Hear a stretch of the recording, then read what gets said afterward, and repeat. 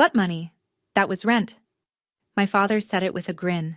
6 years, $144,000. Gone. He sat at the kitchen table with his coffee like he'd just read me the weather forecast. My mother wouldn't look at me. She stirred her tea. Clink, clink, clink. Like that spoon was the most fascinating thing in the room. They promised me every single dollar was going into a savings account. They showed me a screenshot of a balance. They told me, "Keep going, honey, you're almost at your down payment." And the whole time, they were spending it. On what? I didn't know yet. But when I found out, I stopped asking questions. And I started saving evidence. This is a story about a folder. And what happened when I opened it at Thanksgiving dinner in front of 30 people. Before I go on, please take a moment to like and subscribe. But only if you genuinely connect with this story.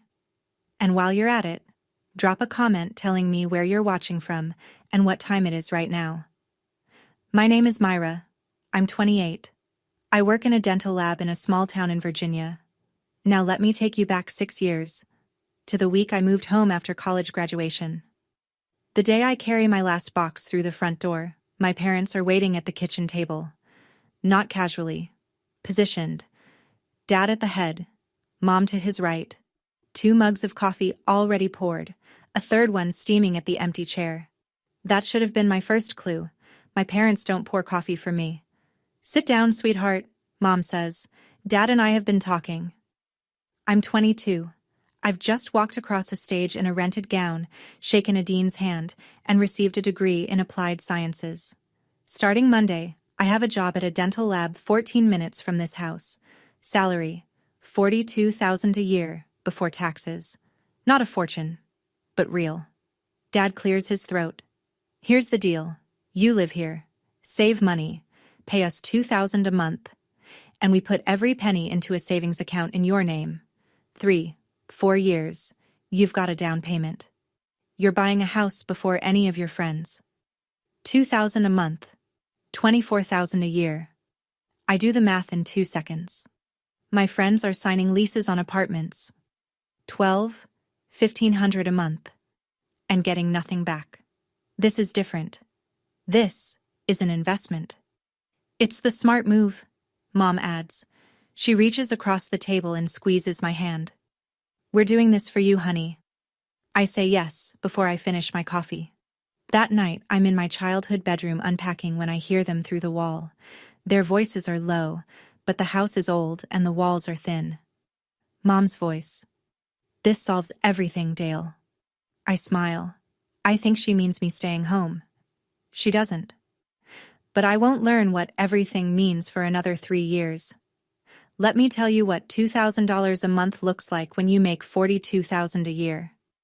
After taxes, I take home roughly $2,700 every 2 weeks. Half of each paycheck goes straight to my parents. What's left covers gas, car insurance, my phone bill, and groceries I buy to cook dinners for the family. Because Mom says it's the least I can do since I'm living at home. I drive a 2014 Honda Civic with a cracked dashboard and a passenger window that only goes down 3/4 of the way. My coworkers go to lunch at the sandwich place on Route 9. I eat leftovers from a Tupperware container at my desk. "Why don't you just get your own place?" my coworker Danielle asks one afternoon. "I have a plan," I say. "It's going to be worth it." And I believe that. Completely. Because here's the thing. I'm not suffering in silence. I'm investing. Every month my parents are putting my money aside, and every month I'm one step closer to a front door with my name on the deed. Around month 12, I ask Mom for the balance. Casually. Over dishes. "Can I see the account? I want to add it to my budget spreadsheet." "Of course," she says. "I'll send you a screenshot tonight." At 9:47 p.m., my phone buzzes. A screenshot. White background. One line. $24,000. No bank logo. No account number. Just a number on a screen. $24,000. 12 months times 2,000. The math checks out perfectly. I stare at it in bed, and something in my chest loosens. I'm doing this right. I save the screenshot. I don't save it because I'm suspicious. I save it because I'm proud. My brother Travis is 3 years older than me. Electrician. Married his high school girlfriend Jenna at 24. They have a daughter now, Lily, 3 years old, red curls, laughs at everything. Travis lived in this house until he was 25, 4 years after high school. He never paid $1 of rent. Not once.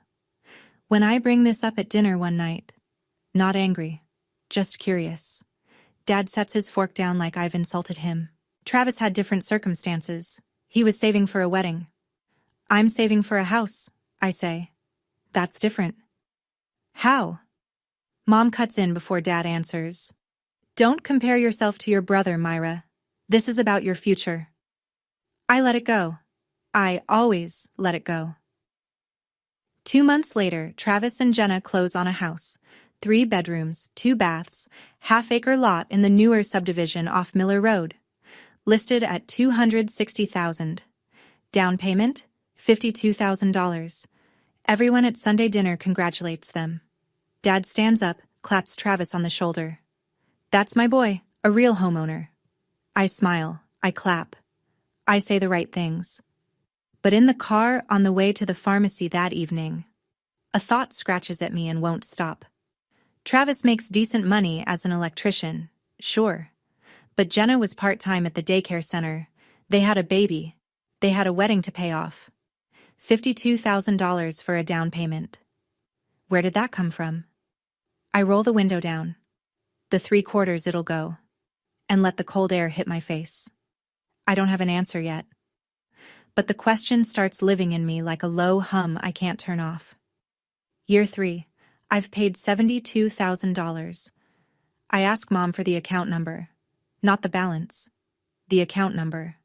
I want to set up my own online access. We're standing in the kitchen. She's wiping down the counter. She doesn't look up. It's a joint account under Dad's name. You can't access it separately. Can I at least see the statements? Of course, I'll send you one tonight. Tonight comes and goes. I wait a week. Then I text her. Hey Mom, still waiting on that statement. No rush, just want it for my records. So sorry, honey. Been swamped at work. This weekend, I promise. Weekend comes and goes. I ask again, lightly, carefully, like poking a bruise to see how deep it is. 3 weeks later, she sends a new screenshot. Same white background, same plain font. Balance, $72,000. The math checks out. 3 years? $24,000 per year. $72,000 total. But this time, I look more closely. No bank name, no routing number, no header, no footer. Just a number floating on a white screen, like it was typed into the Notes app on her phone. I zoom in. The font spacing is slightly uneven. My stomach does something strange. Not a lurch. More like a flinch. I sit on my bed and stare at the screenshot for 11 minutes. I know because I check the time when I start and when I stop. Then I tell myself, it's Mom. She probably just cropped it weird. I put my phone on the nightstand. I turn off the light. But I don't fall asleep for a long time. And the low hum from that night in the car, the one about Travis's down payment, gets a little louder. 3 Sundays later, the clinic closes early for a plumbing issue. I'm home by 2. The house is quiet. Dad's truck is gone. But Mom's car is in the driveway, and the sliding glass door to the backyard is open about 4 inches. I hear her voice before I see her. She's on the patio, phone pressed to her ear, facing the garden. I set my keys down on the counter, softly. Covered most of Travis's down payment, she says. She doesn't know. And Dale thinks we can keep this going another 2 years, pay off the rest of the business loans. My hand freezes on the countertop. A voice on the other end, tinny through the speaker, says something I can't make out. Then Mom again. Ruth, relax. She'll get her money eventually, when Dale's business picks up. Aunt Ruth, Mom's younger sister, the retired accountant. I hear Ruth's voice now, clearer. Connie, that's not right. You told her it was a savings account. It will be. Eventually. Just don't say anything. I don't move. I don't breathe wrong. I stand behind the kitchen island with my hand flat on the granite and feel my heartbeat in my fingertips. 52,000. Travis's down payment, my money, and the rest of the business loans. Dad's plumbing company, the one he swore was doing fine. I go to my room. I close the door without a sound. I sit on the edge of my bed. I look at my hands. Then I open my phone. I take a screenshot of the date and time, Sunday, October 15th, 2:07 p.m. I don't scream. I don't cry. I start a folder. That night, I lock my bedroom door and open the calculator app. 3 years paid. $72,000 gone. If I keep going 2 more years the way Dad wants. Another $48,000. Total, $120,000. Gone into a business I was never told was failing. Gone into a house I'll never live in. Gone. I run the scenarios. If I confront them now, they'll deny it. Mom will cry. Dad will get loud. They'll say I misheard.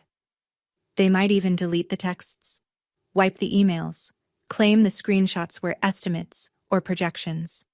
And it'll be my word against theirs. If I walk away, just stop paying and move out. I lose everything I've already put in. $72,000. No legal standing, no paper trail, just a bitter daughter with a story nobody can verify. But if I stay, if I keep paying, if I make them keep talking, keep texting, keep emailing, keep leaving voicemails, every message becomes a line in a ledger they don't know I'm keeping. I open Google Drive.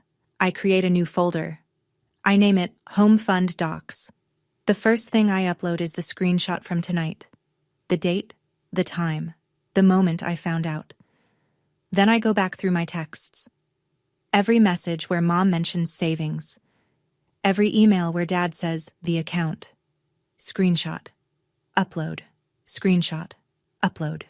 14 items by midnight. I close the laptop. I brush my teeth. I look at myself in the bathroom mirror for a long time. I'm not staying because I'm afraid to leave. I'm staying because I need them to keep lying. On the record. Tomorrow morning, I'll hand Mom the check like I always do. $2,000. She'll smile. She'll say thank you. And she won't know it's the first payment in a very different kind of account.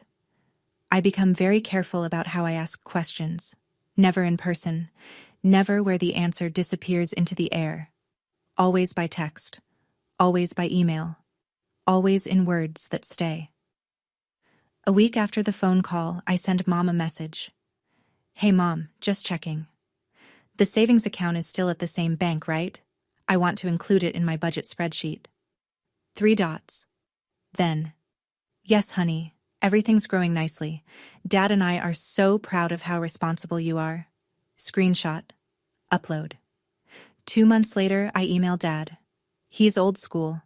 Checks email for his plumbing business. Doesn't text much. I keep it casual. Dad, when do you think I'll be able to access the savings? I'm starting to browse house listings just to get a feel for the market. His reply comes the next evening. Give it another year or 2. The interest is good. Don't rush it. You'll thank us later. Screenshot. Upload. I never ask a question I don't already know the answer to. I just need them to put their answer in writing. Every 2 or 3 months, I find a new angle. Should I start looking at fixed-rate mortgages? Do you think $72,000 is enough for a down payment in this market? Should I start talking to a realtor? Every time they respond, every time they reference the savings, the account, your money, and every time I save it. Mom even sends a heart emoji once. Your future home fund is looking great, sweetheart. I stare at that text for a long time. Your future home fund. 5 words. Typed by her thumb, time-stamped by her phone. She has no idea she just wrote a line in my evidence folder. I close the app and go cook dinner for the family. Like always. Year 4, a Tuesday in March. I'm at the lab, hands gloved, bent over a dental mold, when my phone vibrates in my coat pocket. I can't pick up. Mom leaves a voicemail. I don't listen to it until lunch. I sit in my car in the parking lot, windows up, engine off, and press play. Hey, sweetie, just wanted to let you know, I moved some of your savings into a different fund. Better rate. I'll explain when you get home. Love you. I replay it. 3 times. Your savings. Her voice. Her words. Recorded. Time-stamped. Stored on my carrier's servers. I save the voicemail. Then I back it up to my cloud. Then I email the audio file to myself. 3 copies. 3 locations. That night, Mom explains at the dinner table. I moved your money into a higher yield account. It's earning more now. Dad nods along like he's been briefed. That sounds great, I say. Thanks for staying on top of it. Of course, baby. That's what parents are for. I smile. I chew my pot roast. I ask for seconds. Inside, I'm cataloging. She said, your savings in a voicemail. She said, your money at the dinner table. Dad nodded. Both of them. Same room, same story, same lie. After dinner, I go to my room and open the Google Drive folder. 14 screenshots, 3 email threads, and now 1 voicemail. 18 pieces, and counting. I lie in bed and think about something Aunt Ruth said on the phone that Sunday. That's not right, Connie. Ruth knows. Ruth disapproves. Ruth told Mom to stop. But Ruth is Mom's sister. Blood runs thick in this family. The question is, how thick? I drive to Aunt Ruth's house on a Saturday morning, 30 minutes through back roads, past the feed store and the old rail bridge. She lives in a small brick rancher with window boxes full of pansies. She opens the door before I knock, like she's been expecting me. Kitchen, she says. I just made coffee. We sit across from each other at her little formica table. She's 52. Retired early. Bad knees. Worse back. 26 years as a county accountant. She knows what money looks like when it's been moved around. I don't ease into it. Aunt Ruth, I need to ask you something, and I need the truth. She looks at me for a long time. Her coffee steams between her hands. You heard us on the phone that Sunday, didn't you? I nod. She closes her eyes, opens them, sets her mug down.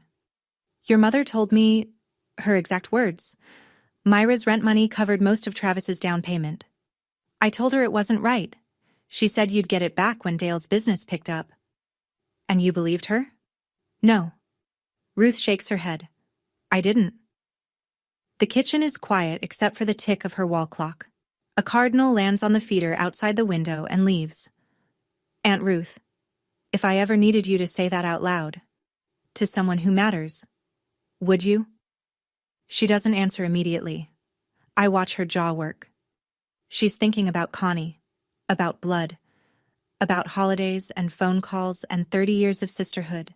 Then she reaches across the table and puts her hand over mine. She's my sister. But you're my niece, and what they did is wrong. I squeeze her hand. I don't say anything else. I drive home with both hands on the wheel and a second name in my corner. Year 5. I find the county legal aid clinic the way most people find things they need badly, late at night, alone, typing into a search bar with shaking fingers. Free consultation? Tuesdays and Thursdays? Walk-ins welcome. I go on a Thursday after work, still in my scrubs. The waiting room smells like floor wax and old magazines. A woman with a stroller sits across from me, bouncing a baby on her knee. A man in paint-stained jeans fills out a form with a pencil stub. They call my name after 40 minutes. Greg Novak, paralegal. Mid-40s, reading glasses on a cord, shirt sleeves rolled to the elbow. He shakes my hand and points to a chair. Tell me what happened. I talk for 30 minutes. I don't cry.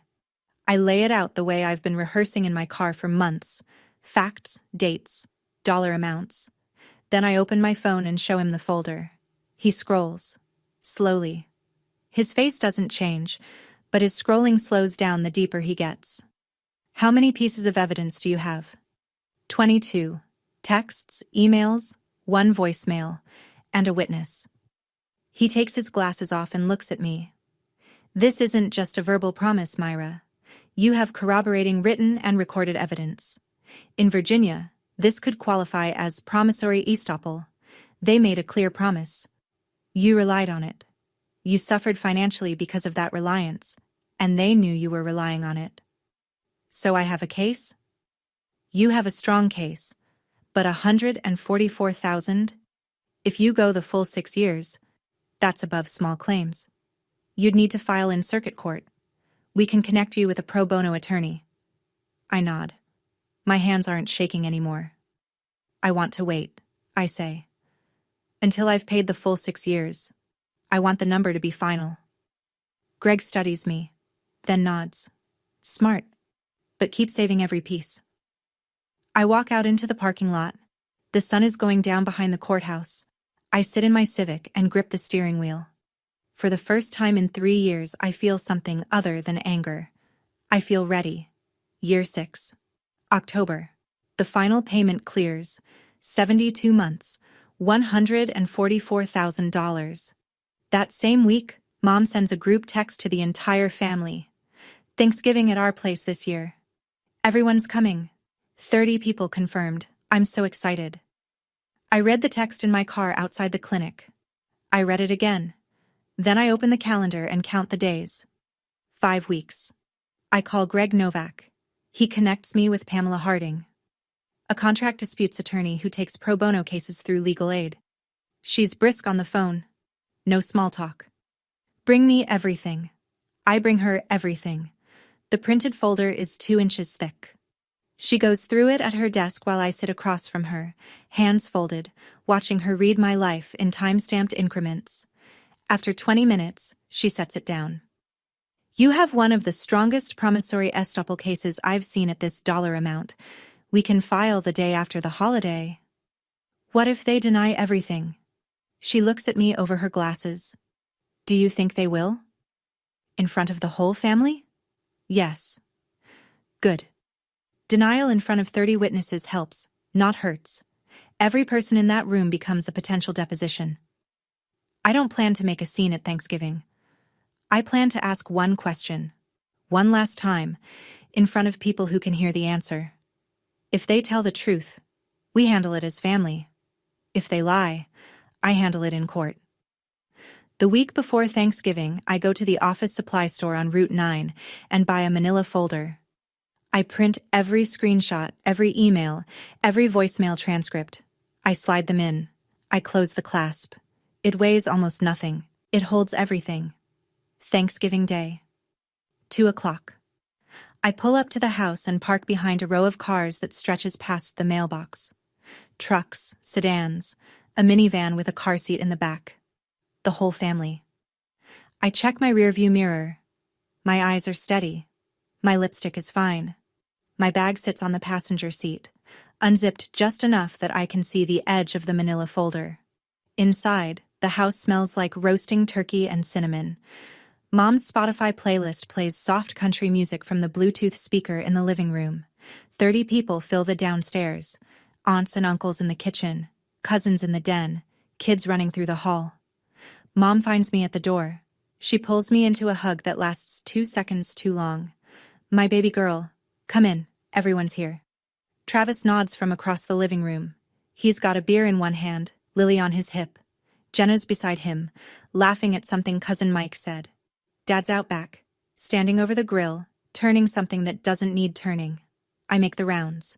I hug Aunt Ruth. She squeezes my arm, just once, just slightly. And I know she knows today is the day. I hug Grandma, who cups my face with both hands. You look thin, baby. I help Mom set the long table. I fold napkins. I carry the sweet potato casserole from the oven.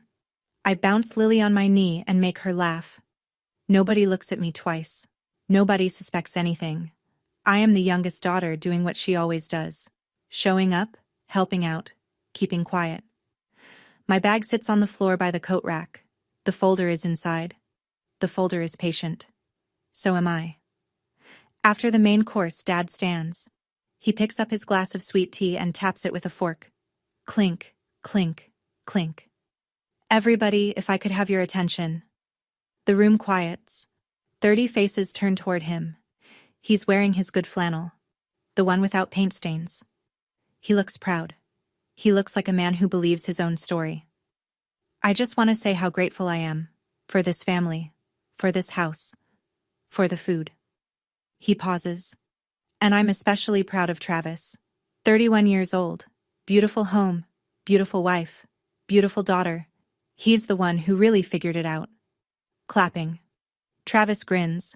Jenna squeezes his arm. Dad isn't done. Myra. He turns to me, still smiling. You'll get there someday. Don't worry. Some people just take a little longer. Soft laughter, not cruel. Worse, patronizing. A few heads nod. An aunt I see once a year leans toward me. Still renting, sweetie? Mom answers before I can. She's saving up. She's got a plan. I look at her. A plan. I repeat her words. She smiles at me without a flicker. I set my fork down, quietly. I look at my plate. Turkey, stuffing, cranberry sauce. The same meal I've eaten at this table every November for 28 years. Sitting there, hearing my father tell 30 people that Travis figured it out with my money, I think, does he actually believe this? Or does he just need to say it out loud so it becomes true? If you've ever sat at a family table and been made into the cautionary tale while the person who benefited from you got the toast, you know exactly what this feels like. What would you have done? Tell me in the comments. I reach for my bag.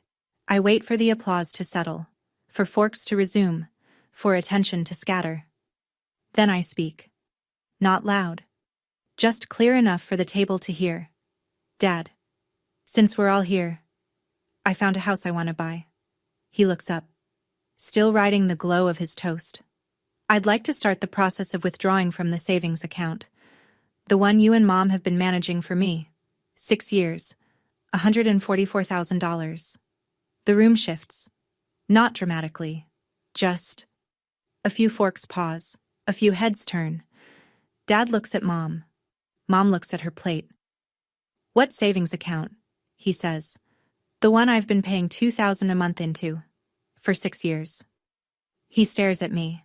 Then he laughs. Not nervous. Genuine. Like I've told a joke he finds truly funny. Myra, that was rent. You lived in our house. That was rent. The word lands in the center of the table like a dropped plate. You told me it was going into savings, I say. I don't know what you're talking about. Mom's voice, small. Dale's right. It was just rent, honey. I look at her. She's stirring her iced tea again. Clink, clink. The same sound from the kitchen table 6 months ago when this all began. 30 people sit in silence.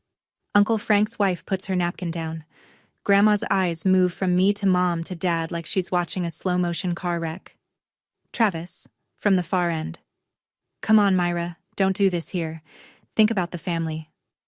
Think about the family. The family that spent my money. The family that lied about it. The family that just laughed at me. I don't answer Travis.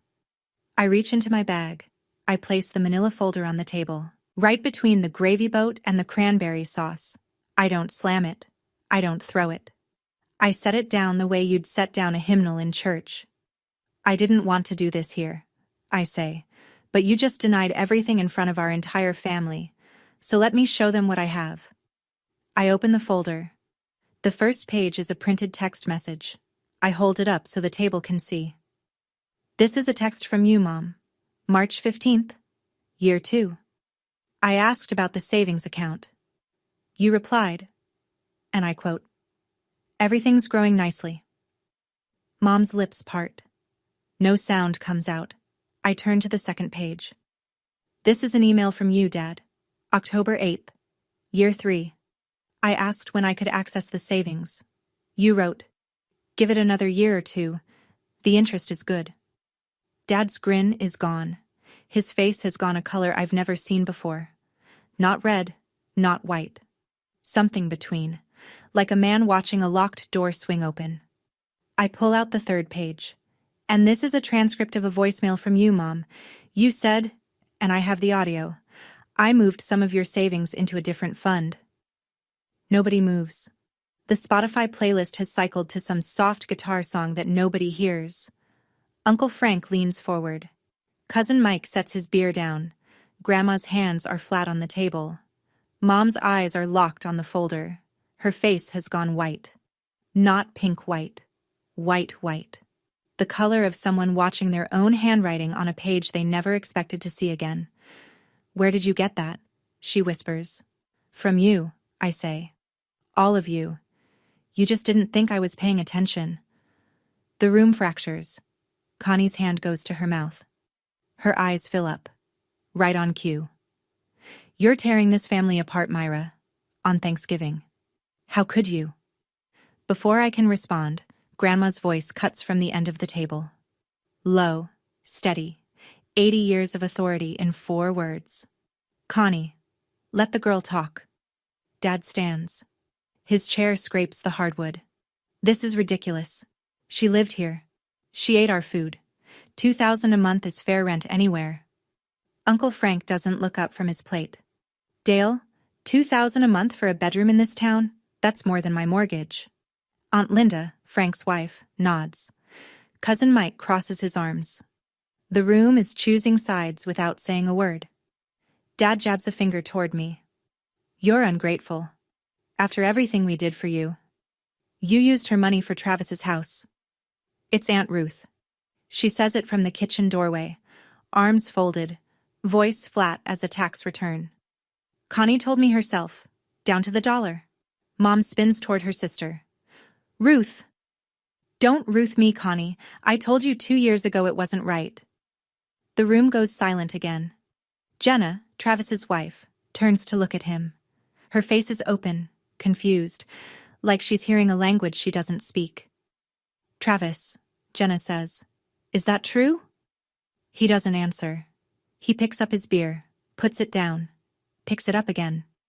"Your down payment," Jenna says, slower. "The $52,000. That was Myra's money?" Travis looks at the ceiling. "It's complicated." "It's not complicated. It's simple arithmetic and a lie that just ran out of room." Jenna's jaw tightens. She stands up from the table. Lily starts to fuss. The family hasn't eaten dessert yet. They won't. I close the folder. I stand. The room watches me the way a room watches someone who's about to walk out of a church in the middle of a sermon. Not angry, not cheering, just witnessing. "I didn't come here to fight," I say. "I came here to give you one last chance to do the right thing." I look at Dad, then Mom. "Give me a repayment plan, a real one, on paper, with dates and amounts, and we handle this as family. No lawyers, no courts." Dad's neck is red. His hands are flat on the table. He's breathing through his nose. "You're not getting a dime," he says. "You want to sue your own parents? Go ahead. Sue me." The words hang in the room like smoke. I look at him for 3 seconds. I nod. "Okay." I turn to the room. "I'm sorry to everyone here for this. You didn't deserve to spend your Thanksgiving this way. But I spent 6 years being lied to, and I wasn't going to spend another minute." I pick up the folder. I pick up my bag. I'm halfway to the door when Grandma's voice reaches me. "Myra, honey." I stop. I turn. She's still sitting. Her hands are still flat on the table. Her eyes are wet, but her jaw is set. "I believe you." 3 words. From the woman who held this family together for 50 years. I nod. I don't trust my voice, so I just nod. I walk out the front door. The screen bangs shut behind me. The November air hits my face and I realize my cheeks are dry. I didn't cry. Not once. In my rearview mirror, I see Mom on the porch. Then Aunt Ruth behind her, bending down, picking up pages that have scattered from the folder Dad threw after me. I drive home, both hands on the wheel. No music. It's done. The next part is for the court. Monday morning, 9 a.m. I call Pamela Harding from the dental lab parking lot before clocking in. He told me to sue him, in front of 30 people. Silence on the line, then a short exhale that might be a laugh. Then let's not disappoint him. We file Thursday. Promissory estoppel and unjust enrichment. Plaintiff, Myra J. Morrison. Defendants: Dale R. Morrison and Constance L. Morrison. Amount sought: $144,000. Filed in the Circuit Court of Augusta County, Virginia. I sign the documents at Pamela's desk. My handwriting is even. My hand is steady. The pen is a cheap ballpoint from a mug on her desk, and I think, this pen is worth more than every lie they ever told me. The summons is served to my parents' address the following Tuesday. Dad has to sign for it. I know this because the process server confirms it by email. Received by Dale R. Morrison, 11:42 a.m. at the front door. That evening, my phone lights up. 11 missed calls from Mom, 3 from Travis, 0 from Dad. I don't return any of them. Instead, I send one text. To Mom. Short. All communication regarding this matter goes through my attorney from now on. Her name is Pamela Harding. I love you. But I'm done being your savings account. 3 dots appear. Disappear. Appear again. Then nothing. I put my phone on the nightstand. I make a sandwich. I eat it standing at the counter in the apartment I moved into 2 weeks earlier. A 1-bedroom on Elm Street, $900 a month. No roommates, no lies, and a deadbolt I chose myself. It's the first home that's ever been completely mine. The rent goes to someone who calls it rent. 3 months later, Circuit Court. Courtroom 2B. The room is smaller than I expected. Wood paneling, fluorescent lights, an American flag hanging slightly crooked behind the bench. I sit on the right side with Pamela. I'm wearing a gray blazer I bought at the thrift store on Route 11 and the only pair of dress shoes I own. My parents sit on the left with their attorney, a man named Garrett Webb, mid-50s, hired on credit. Mom is in a blue dress I've seen at every family funeral for the past decade. Dad is in a sport coat that doesn't quite fit. Pamela presents the evidence methodically. The texts, printed, highlighted, dated. The emails, same. The voicemail, played through a small speaker. The judge listens with his hand under his chin. Ruth's sworn affidavit is entered into the record. So is Grandma's written statement confirming she heard Dale refer to the payments as savings at multiple family dinners. Garrett Webb makes his case. It was rent, a reasonable amount for room and board in the area. The judge turns to Dad. Mr. Morrison, did you ever use the words savings account when referring to your daughter's payments? Dad shifts in his seat. I might have, but it was just a figure of speech. A figure of speech. For 6 years. In text messages, in emails, on a voicemail. Dad says nothing. The judge turns to Mom. Mrs. Morrison, did you send your daughter a screenshot purporting to show a savings account balance? Mom's voice is barely audible. I was just trying to encourage her. You fabricated a financial document to encourage your daughter to continue paying you $2,000 a month. It isn't a question, but Connie nods anyway, slowly, like a woman who just realized the trapdoor was always under her feet. The judge picks up his pen. I'll issue my ruling in 2 weeks. 14 days. I don't sleep well for any of them. I work, I eat. I drive to the lab and back. I clean my apartment twice. I reorganize my kitchen cabinets by height. On a Tuesday afternoon, Pamela calls. We won, Myra, full amount. I'm sitting in my car outside the clinic. The engine is off. A sparrow is hopping across the parking lot. Full amount, I repeat. $144,000. The judge found clear evidence of promissory estoppel. Repayment ordered in monthly installments. $3,000 a month over 48 months. If they miss a payment, the court can enforce through wage garnishment or place a lien on their property. $3,000 a month. For 4 years. More than I ever paid them. Myra, you there? I'm here. You did the right thing. And you did it the right way. I hang up. I sit in the car for a long time. The sparrow is gone. Then I cry. Not the way I expected. Not triumph. Not relief. It's a strange, heavy cry. The kind that comes when something is finally over and you realize how long you were holding your breath. 6 years. $144,000. 22 pieces of evidence. 1 folder. 1 ruling. I call Aunt Ruth. She picks up on the first ring. We won, I say. She's quiet for a moment. Then, you didn't need me, honey. You had yourself. I needed you too. Well, she says, I'm glad I picked up the phone. I don't call Mom. I don't call Dad. I don't call Travis. I drive home to my apartment. I put the ruling letter on the refrigerator, under a magnet shaped like the state of Virginia. Then I make dinner. Just for one. And it's enough. Here's what happens when you lie to your daughter in a small town and lose in court. People talk. Not because they're cruel, because they know you. They know your truck. They know your pew at First Baptist. They know you fixed their water heater last March and charged $40 over the estimate. Within a month, Dale's plumbing business starts bleeding. Not fast, slow, the way a faucet drips when the washer's shot. Mrs. Kimball on Oak Street calls someone else for her bathroom remodel.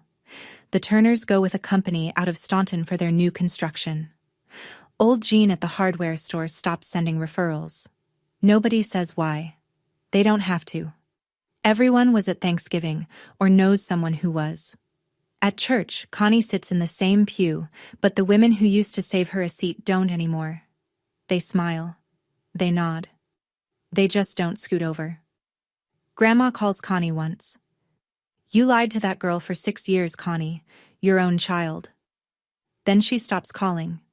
The Saturday lunches stop. The Sunday drop-bys stop. 80 years old. And she's done pretending. And then, there's Travis. Jenna doesn't leave him. But something shifts in their house on Miller Road. The house built on my payments. She takes over the finances. Opens a joint checking account. Insists on seeing every statement. Travis, for the first time in his marriage, doesn't control the money. You knew, she told him that Thanksgiving night. I didn't hear it. Ruth told me later. You knew, and you let me think we earned it. Travis didn't have an answer. Some things don't have one. Dale loses about 30% of his business over the next quarter. That's roughly $16,000 in revenue. He lets go of his part-time helper, a kid named Danny who'd been with him 2 summers. Consequences don't always roar. Sometimes they just quietly rearrange the furniture. The first payment arrives on the 15th of the month. Direct deposit, $3,000. I'm at the kitchen table in my apartment eating cereal before work when my phone buzzes with the bank notification. I stare at the number. $3,000. From Dale R. Morrison, the same man who laughed in my face. I set the phone down and finish my cereal. I wash the bowl. I dry it. I put it back in the cabinet. Then I pick the phone up again and look at the number one more time. This is the first honest money from my parents in 6 years. Here's what I know about how they're paying it. Aunt Ruth tells me some of it. The rest I piece together from the quiet channels of a small town. Dad sold his Ford F-250. The truck he bought new 3 years ago, the one with the toolboxes in the bed. Replaced it with a used F-150, 8 years old, 90,000 miles. Saved about $15,000 on the trade. Mom went full-time at the insurance office. First time in 20 years she's worked 40 hours a week. She comes home tired now, Ruth says. Goes to bed early. Travis offered to help cover the payments. Dad told him no. This is between me and your sister. Between me and your sister. Not between me and the court. Not between me and the mistake I made. Between me and your sister. Like it's a disagreement. Like it's a difference of opinion. He still can't say what it really was. But the money arrives. Every month. On the 15th. $3,000. 48 months total. I don't spend it. I put every dollar into a savings account. A real one. At a real bank. With my name on it and a routing number I can see anytime I want. Nobody manages it but me. 2 months after the ruling, I find an envelope in my mailbox. White. Handwritten. No return address, but I recognize the handwriting. The careful, slightly shaky cursive of a woman who learned penmanship in a one-room schoolhouse. Grandma. I carry it inside. I sit on my couch. I open it slowly, the way you open something you know you'll keep. Dear Myra, I've known about your mother's favoritism longer than you have. I saw it when you were 12 and she forgot your piano recital because Travis had a baseball game. I saw it when you graduated and the party was an afterthought. I didn't say anything because I told myself it was a phase, that she'd even out. I was wrong. What you did at Thanksgiving took more courage than anything I've seen in this family in 80 years. I know it cost you. I know it still costs you. But you stood in that room and told the truth when everyone else was comfortable with the lie. Your grandfather, God rest him, always said you were the tough one. Not tough because you fight. Tough because you know when to. I'm sorry I didn't speak sooner. I should have. That's on me. Love always, Grandma. I read it 3 times. The 3rd time, the words blur because my eyes won't stay dry. She knew. She always knew. And she stayed quiet to keep the peace. This letter isn't just love. It's an apology. From the one person in the family who never owed me one. And the only one brave enough to give it. I think about all the people in families who see the unfairness but say nothing because silence is easier than truth. If you've ever been that person, or if you've been waiting for someone to finally see what you see, I understand. Tell me your story in the comments. I tuck the letter into the manila folder. It sits beside the evidence now. The folder has 2 sections, proof and grace. 4 months after the ruling. A Thursday evening. I'm on the couch reading when my phone lights up. Dad. I stare at the screen through 2 full rings. My thumb hovers. Then I answer. Myra. His voice sounds different. Not smaller. Older. Like the past 4 months aged him in a way the previous 57 didn't. I'm not calling to argue, he says. I wait. I wanted to hear your voice. The line hums. I hear a television in the background, a recliner creaking. Your mother misses you. A pause. I don't know how to fix this.